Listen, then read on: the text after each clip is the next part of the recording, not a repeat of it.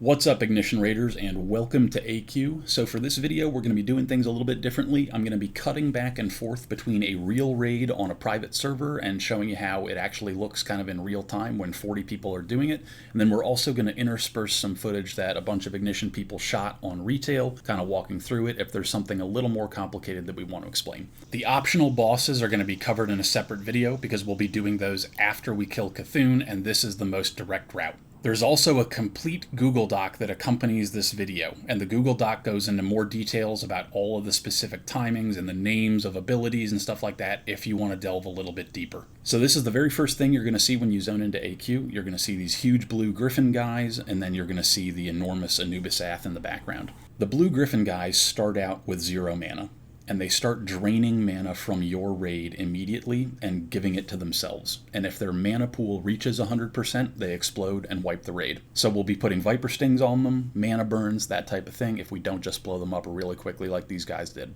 Okay, for the Anubisath guys here, we're going to roll the tape from retail.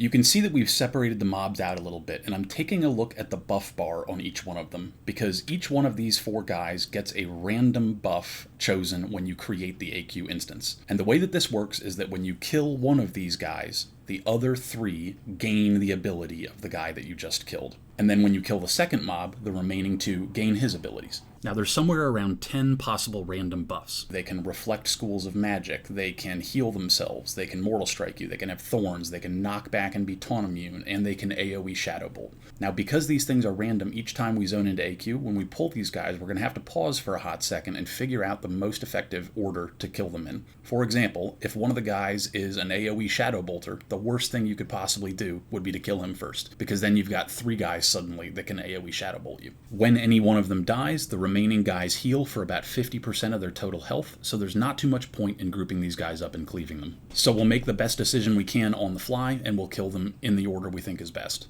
The first boss of the instance is Prophet Skeram, and you can see that we've put some floating world markers down where we want our raid to move to. And in just a second, we're going to watch those 40 guys do it live. What you're going to see when they go to pull is that the boss is tanked exactly where he stands. 2 off tanks will go to star and square respectively, and the range will also split into 2 groups and run up the ramp further to those next markers. So let's roll the raid footage.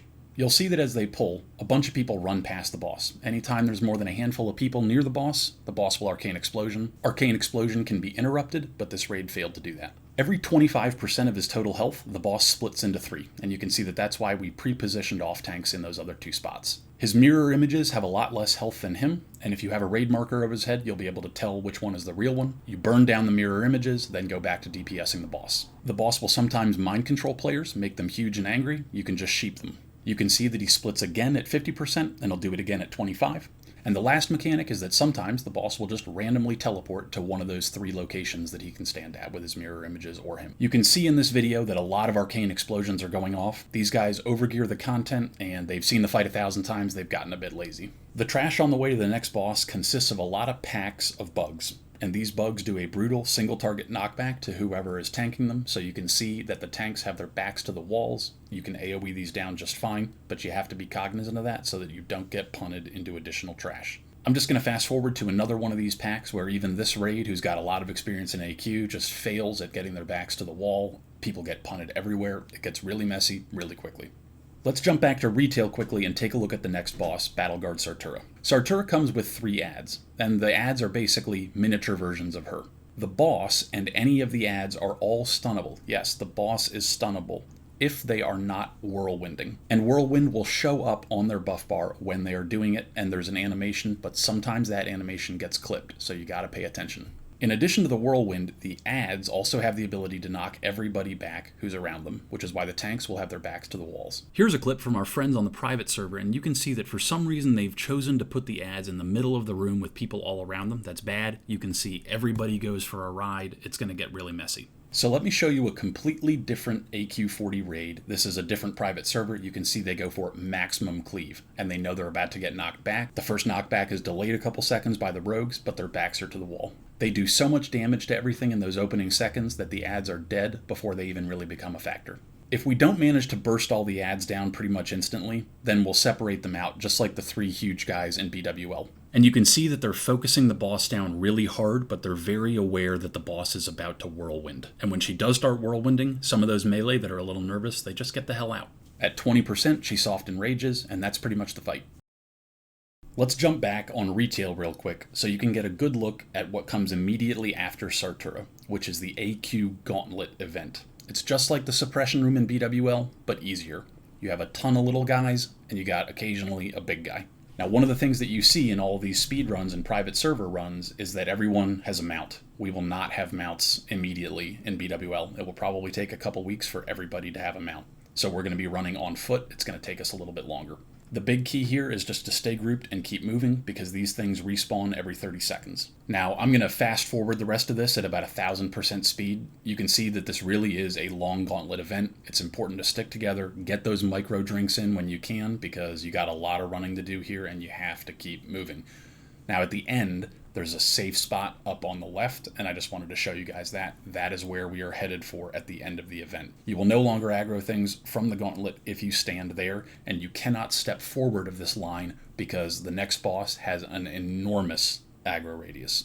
So let's stick on retail here so that I can show you the mechanics of this fight, and then I'll show you a raid doing it. Now, the tank is going to pick it up, and he's going to spin it. You can already see in the upper left there that I'm starting to stack up a Mortal Strike debuff. And there's the second stack application. That Mortal Strike effect is 10% per stack. It stacks up pretty slowly, and this boss hits like a wet noodle. So you just have your off tank there, waiting to take the boss when the main tank stacks get too high. Periodically, Fankriss will pick a random player in the raid and teleport them to a corner of the room where they get webbed in place. Range can go break him out, but my guess is that we'll kill this boss so fast that if you get webbed, sorry, you're just sitting in that web until the end. And the last mechanic of this fight, and maybe the most important one, is that after a while, Fankriss will spawn 2 worms. Those worms, after a few seconds, hard enrage, and they will one-shot your tanks. So basically, as soon as those things spawn, all DPS switches to them, you burn them down, then you get back on the boss. Profit. Let's rejoin our private server friends. They finish up the AQ gauntlet, they move to a safe spot on the right, which I don't like because it's closer to the line. You really need to be incredibly focused at the end of the gauntlet on where you're standing. They're trying to summon somebody, they pull. See how large that aggro radius is? And then, of course, they're going to immediately DKP dock the guy that did it. Hilarious. So you can see that the tanks are pulling it towards the center of the room. Everyone else is behind, laying into it. You can see the boss's health is actually sinking pretty quickly. Now, in a couple seconds here, we're expecting to see the 2 worms spawn. They lost aggro for a second there on a tank swap. There come the worms. Because they're doing so much DPS, they elect to actually just focus the boss down, then kill the worms. And that's fine too. We will probably do the same thing if we have enough DPS. You can see this fight really is pretty simple. You just got to make sure that you don't accidentally aggro at the start. Let's stay with our friends here and see some of this trash that comes next before Post-Huhuran. And you'll see that in these pulls, there's 2 different types of mobs. There's stingers and there's wasps. The wasps apply a debuff to people around them that makes you take increasing nature damage, and the stingers shoot poison bolts. So the strategy here is to separate out the stingers from the wasps. You can kill the wasps first, then the stingers, or you could kill the stingers first and then the wasps. Which one of these options we choose doesn't really matter. The point is they have to be separated out, and you got to pick one to kill before the other because combined they're deadly. The other mechanic that you'll notice on this trash is that they knock back, and the knockback is huge. So we're going to make sure that we pull these groups back, and we make sure we pull them carefully. Let's jump back on retail to talk about the next boss, Post-Huhuran. This boss is a straight gear, DPS, and nature resistance checkpoint. There's a lot of different poisons that you're going to have to remember the names of and kind of keep track of, and the positioning is really crucial too, so bear with me here. We're going to pull the boss to the center of the room. And let's talk about the first poison ability, which is a poison dot that she starts stacking up on the current tank and the current tank only. You can see that debuff starting to stack up on me. The tank debuff is not resistible, so there is almost no point in tanks wearing nature resist for this fight. They should just be trying to max out their threat. If it stacks up too high, aka the fight goes on for too long, that poison starts to really hurt and you need to tank swap, but Huhuran is not tauntable. So if your main tank gets stacked up super high and you need relief, that main tank needs to stop attacking, and there needs to be a second tank that's next on threat. The second poison mechanic is the poison bolts that she is shooting out. She shoots out those bolts at the nearest 15 people to her, including the tanks. So our melee during this fight are going to be wearing their NR gear, and they're going to be placed into groups with hunters and shamans for their nature resist auras. The third poison mechanic of Huhuran is Wyvern Sting. She will target a random player. It could be a melee, it could be a tank, it could be a ranged. It puts you to sleep, and it also puts a dot on you. The Wyvern Sting will bounce to anyone near the person who's Wyvern Stung, up to 10 total people affected. That's why when we go back to watching our private server boys do it, you're going to see all of the ranged, max ranged, and all spread out really far from each other, so they're not bouncing the Wyvern Sting to other people. If you dispel the Wyvern Sting, it immediately causes around 3,000 damage. Huhuran periodically enrages, and that enrage can be trank shot, so hunters, you'll need a rotation. At 20%, it's just like Chromagus. She enrages, you keep the trank order up, but there's extra damage going out for that last 20%. Okay, I know I've spent a lot of time talking about these mechanics, and they're incredibly important. Here's the thing. In an ideal world, this is going to be a fight that we wreck on. Virtually every guild that does speedruns is using recklessness on this fight. They're trying to get it over with as fast as possible before any of these mechanics even really become relevant. We're going to try to do the same. Let's get back to our private server friends. You can see them do this in real time, and real time is real quick. You can see that as soon as they go in, all those ranged are getting max spread out, and all the melee are in there tight. In other words, you either want to be at ranged and real spread out, or you want to be in real tight, and you don't want anyone at an intermediate distance that can bounce. You can see how fast that they're burning her down, and when she gets low HP, in addition to the soften rage, she starts going nuts and just starts poison bolting the nearest 15 people constantly. So let's make sure that when we get her low HP, we finish her off fast. Let's stick with our private server friends and watch them do the Anubisath trash that comes after Huhuran. These guys have a small handful of abilities, but they're important to execute correctly. At random, they can either have Meteor, or they can Explode, or they can Plague. The Meteor, as you can see them doing, is you need to stack up. So the Meteor strike divides the damage of the Meteor among all the people that are standing under it. So every single time you pull one of these guys, all your ranged stack, all your melee stack. You keep them in two separate groups. Now, it's also possible at random that they will explode as they die. You'll get that DBM warning, get the hell out. And now on this pull, you can see that someone got the Plague. They're glowing green over there with that skull on their head. There goes another guy. If you get the Plague, you run all the way out. It can start to get complicated if you pull more than one of these guys at a time. Now, they also spawn those little things that you see running around. Off tanks maybe get in there, tank them, just kill them. And just like their Anubisath cousins up at the top of this dungeon, they can completely resist magic spells. One of the things we don't see here is like an AoE Shadowbolt, just like the guys up top, that type of stuff. Let's jump back on retail so you can get a good look at the Twin Emperors. On the right, you've got Emperor Vek'Lash, and on the left, you have Emperor Vek'Lor. The guy on the right is immune to magic damage. The guy on the left is immune to physical damage. You have to tank them far apart, because if they ever get too close together, they start healing each other. So the key to this fight is basically keeping them separated far enough away from each other that they never heal each other. Because one of them is immune to physical and the other one is immune to magic, you need two different types of tanks at each of the spots you're going to be tanking them at, because every once in a while, they teleport and they switch places with each other. At each position, a Warlock will be tanking the guy who's vulnerable to magic, and a Warrior will be tanking the guy who's vulnerable to physical. When they teleport, they wipe their aggro tables. So the tanks at those spots have a very brief window there where they need to re-establish aggro quickly. And the big key on the switch is that when the guy who's vulnerable to magic teleports to your tanks, it takes a while for your Warlock to queue up and cast that Shadowbolt and for it to fly through the air. So as soon as the guy who's vulnerable to magic appears at your spot, a Warrior is going to Battle Shout. That's a spell, and it will temporarily hold aggro until the Warlock gets it. Emperor Vek'Lash, the physical damage dealer, will sometimes do some heavy-hitting abilities to your warrior tanks. Emperor Vek'Lor, the caster, will use a lot of caster abilities. Most of the time, he will be shadow bolting at the warlock tank, so our warlock tank is wearing a lot of shadow resistance gear. The only other mechanics to this fight are the large number of little bugs that are around the room. Periodically, both bosses will randomly target some of these bugs. One of the bosses will transform the bugs and make them very large. The large bugs need to be killed immediately, and then also periodically the other emperor will explode a bug.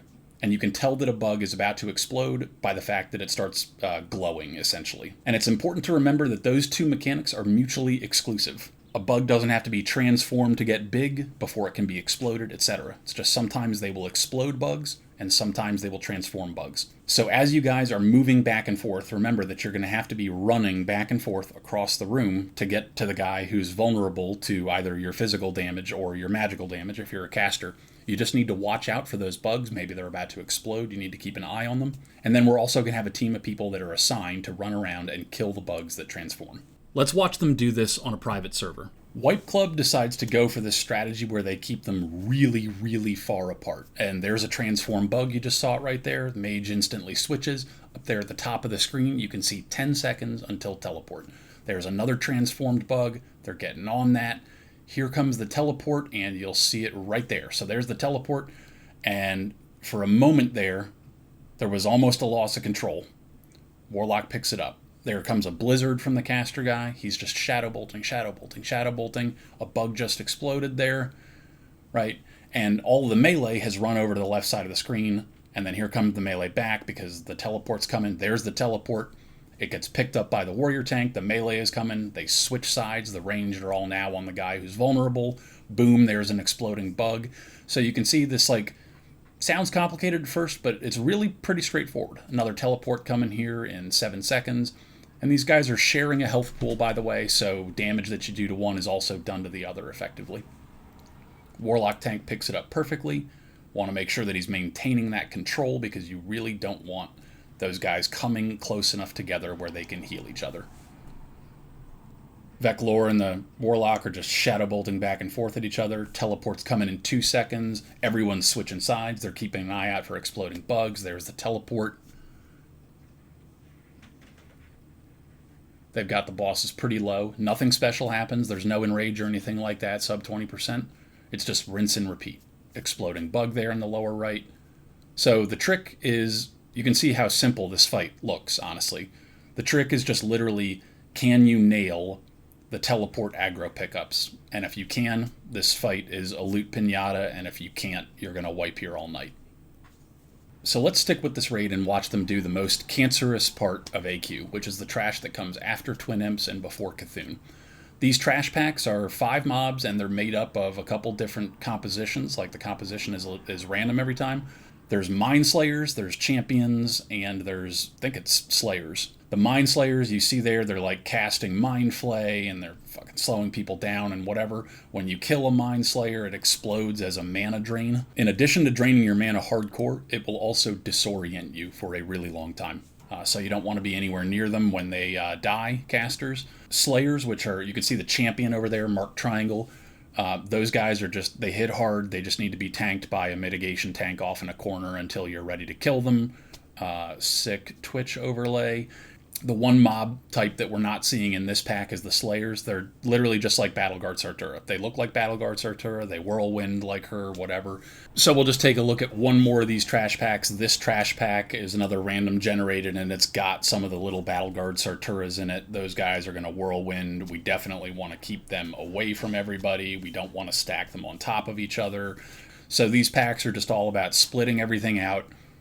Taking your time, killing them one at a time. You know, eventually, if we want to get spicy with speed runs, we're going to figure out how to, you know, keep them together and whatever. A couple pulls later, and you're now at this room that's got 2 of the big blue griffin dudes and an enormous Anubisath. These big blue dudes function the exact same as the ones up top, only this time, if they reach full mana, these guys won't actually kill you like Wipe the Raid. They just stun everybody, which is still cancer because you still need to be keeping heals on the guys that are tanking the enormous Anubisath. Pretty straightforward. We'll probably pick one to target and then have like all of our hunters Viper Sting the other, so we'll focus one down and then we'll turn and focus the other down and have all of our melee cleaving and whatnot. But all of our single target people, you know, there's going to be a skull and an X on those pulls. So basically this trash is just repeat.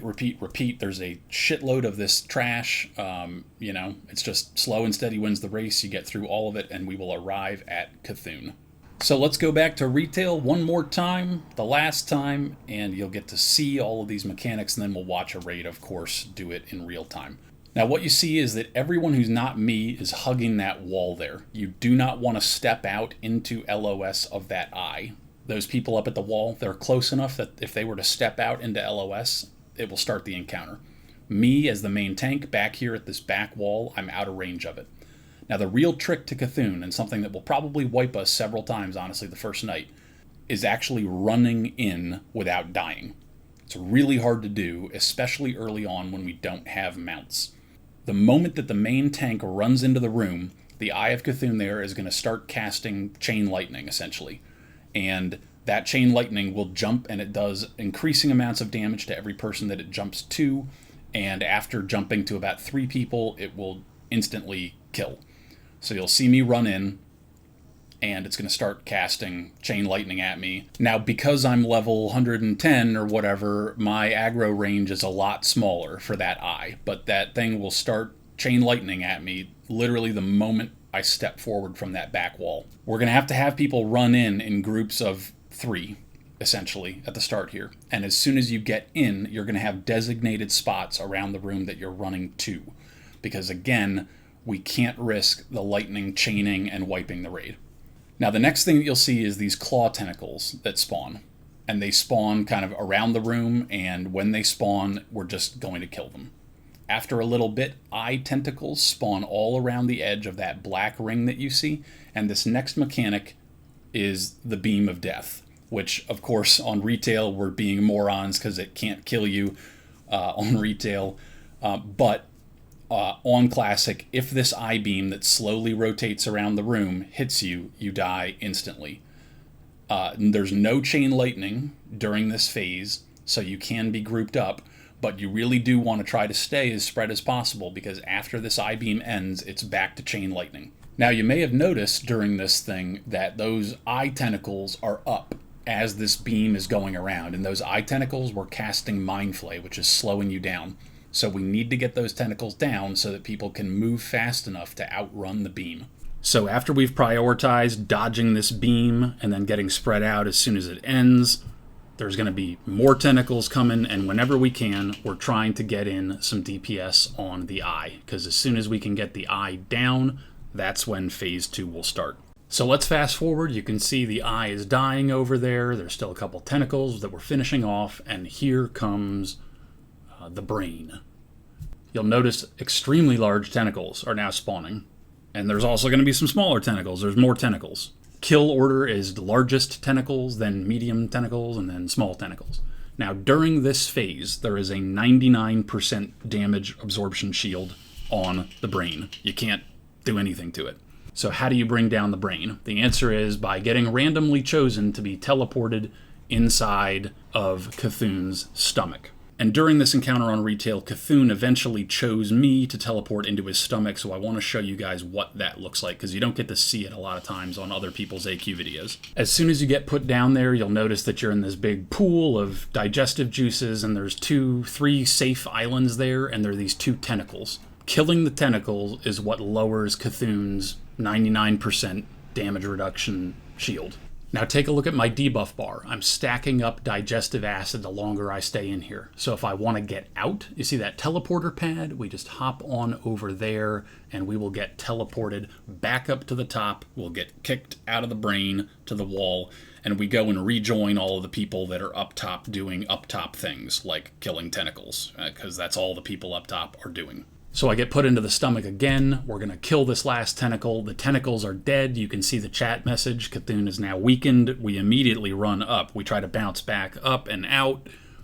And the people up top right now are finishing off tentacles. They're killing the brain. They're pumping max DPS because this is your window. I put a moonfire into him. He dies. And you collect loot. So that's all that phase 2 is literally just people inside the stomach are killing tentacles. They're taking as many stacks of acid as they can. Then they're jumping out when they can no longer take any more stacks. And we're waiting for a fresh bunch of people to get ported in there. You know, nature resistance potions are going to help tons with how long you can stay in there. So I'm going to kick it back right now to the world's fastest AQ clear Cthulhu kill.